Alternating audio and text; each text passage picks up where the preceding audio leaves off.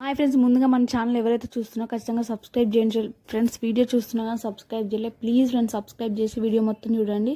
అలానే ఒక లైక్ కూడా వేయండి, కామెంట్ కూడా పెట్టండి. అయితే ఈరోజు ఉప్మా ఎలా తయారు చేయాలో చూద్దాం. సింపుల్గా చెప్తానండి, తొందరగా అయిపోతుంది. ఇప్పుడు ఒక కప్పు ఉప్మా రవ్వ తీసుకొని అంది ఆయిల్లో వేపుకోవాలి. ఆయిల్లో వేపుకున్నాక అదే బౌల్లో మళ్ళీ ఆయిల్ వేసేసి కొంచెం ఆయిల్ వేసేసి ఆవాలు, జీలకర్ర, ఆనియన్స్, కరివేపాకు, పచ్చిమిర్చి ఇవన్నీ వేసేసి కొన్ని పల్లీలు కూడా వేసేసుకోండి. తర్వాతకి మొత్తం కలుపుకున్నాక ఒక కప్పుకి 2 కప్పుల వాటర్ పోసేసుకోండి. ఇంకా లూజ్ కావాలంటే కొన్ని వాటర్ ఎక్కువ పోసుకోండి, గట్టిగా కావాలంటే కొంచెం వాటర్ తక్కువ వేసుకోండి. 2 అయితే పర్ఫెక్ట్ సరిపోతాయి, మంచిగా అవుతుంది.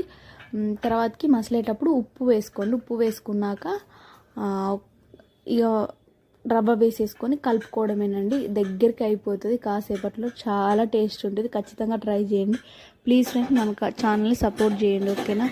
Bye friends.